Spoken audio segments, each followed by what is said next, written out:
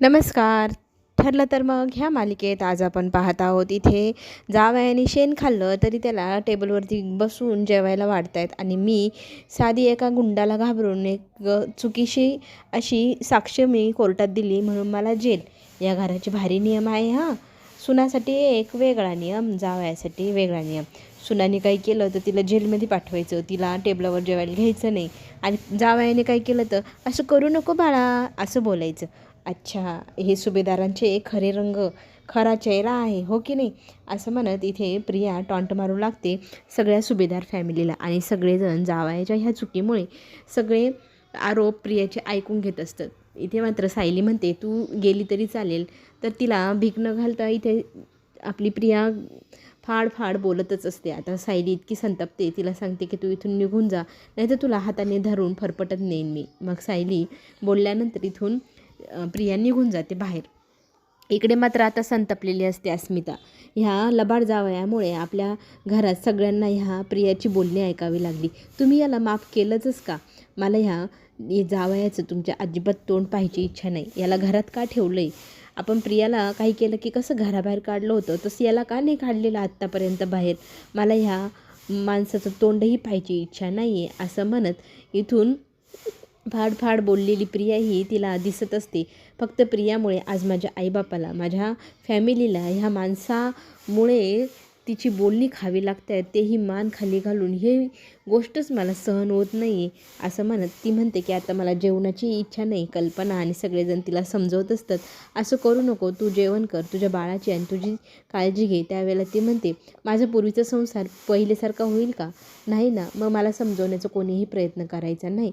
मला जेवणाची आणि कशाचीच इच्छा राहिलेली नाही आणि ह्या माणसाचं तोंडही पाहायची इच्छा नाही, असं म्हणत ती तोंड फिरवून रूममध्ये निघून जाते. सायली आता इथे सगळ्यांना म्हणते तुम्ही सगळेजण जेवण करा, मी अस्मिताईला जेवण भरवून येते, त्या नक्की माझं ऐकतील, असं म्हणत तिचं ताट घेऊन तिच्या मागे सायली गेलेली असते. सगळेजण ह्या गोष्टीने दुखावले जातात. प्रत्येकजण आपापल्या ताटाला नमस्कार करून अन्नाचा अपमान होऊ नये म्हणून सगळे नमस्कार करतात आणि आपापल्या खोलीमध्ये निघून जातात. सगळ्यांना इतका राग आलेला असतो ह्या सगळ्या गोष्टीचा, पण आता सांगणार कुणाला असं म्हणत ते सगळेजण आपापल्या खोलीत निघून जातात. प्रिया मात्र म्हणते की बाण लागावता कसा, एकदम योग्य ठिकाणी तीर बसलाय. पुढे आपल्याला असं पाहायला मिळतं मध्यरात्री अर्जुन खोलीत येतो. सायलीला त्याच्याशी बोलायचंच होतं पण तो येत नव्हता. तो आल्यानंतर ती चटकन उठून बसते. तर तो म्हणतो मी लाईट चालू केली नाही तुला त्रास होईल म्हणून.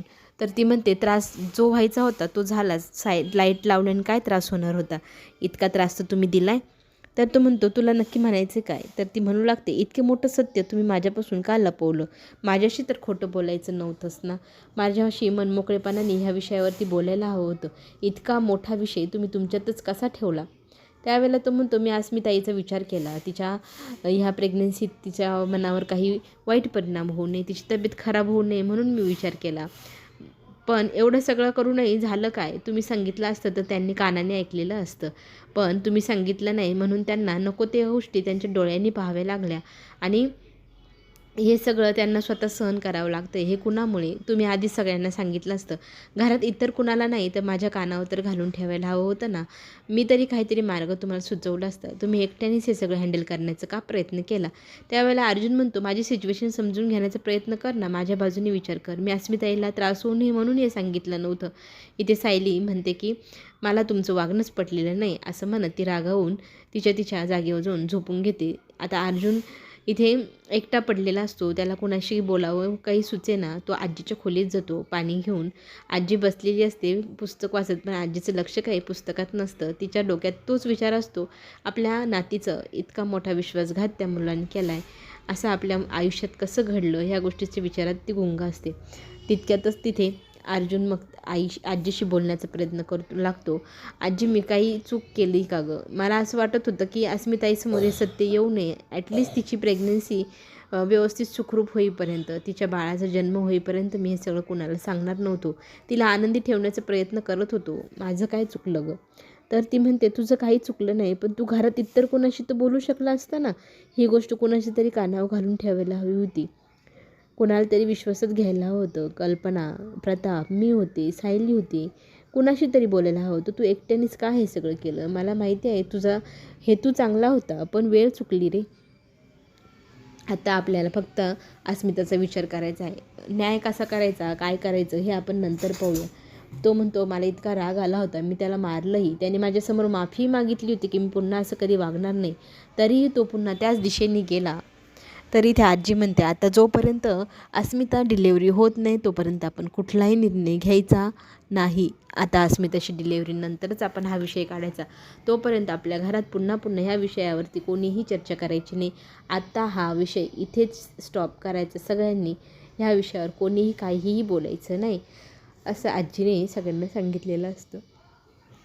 पुढे आपल्याला असंही पाहायला मिळतं, सकाळी सगळ्यांचे चेहरे नाराज असतात. कोणीही कुणाशी बोलत नसतं. अगदी चहाही कोणी पिलेला नसतो.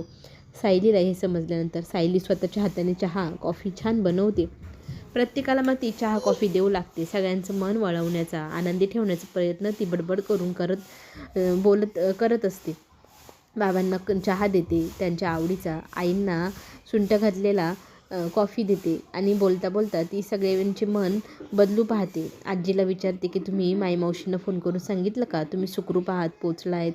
तर अशा सगळ्या गोष्टींनी मन बदलण्याचा प्रयत्न इथे सायली करत असते. आणि मग हळूच विषय काढते की आज न्यू इयर पार्टी आपण करायची ठरवली होती, आता काय करायचं?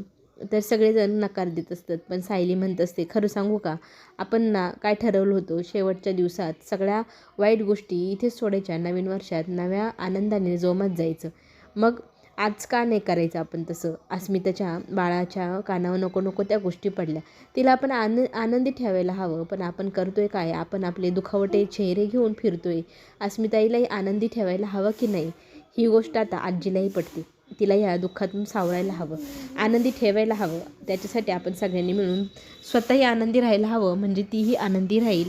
प्रयत्न करायला हवे. प्रतापला ही गोष्ट मान्य असते. प्रताप लगेच म्हणतो, ठीक आहे, पार्टीची तयारी सुरू करा. अस्मितासाठी हा बदल घडवायलाच हवा. चेहरे हिरमुसलेले ठेवून चालणार नाही. आता अस्मिताला आनंदी ठेवायचं. सतत चांगल्या गोष्टी तिच्या कानावर पडल्या पाहिजे. आनंदी विचार तिच्या मनात राहिले पाहिजे. तिची डिलेवरी सुखरूप झाली पाहिजे की नाही. मग ह्या सगळ्या कल्पनालाही आवडतात आयडिया. मग सगळेजण लिस्ट बनवा असं प्रताप म्हणू लागतो.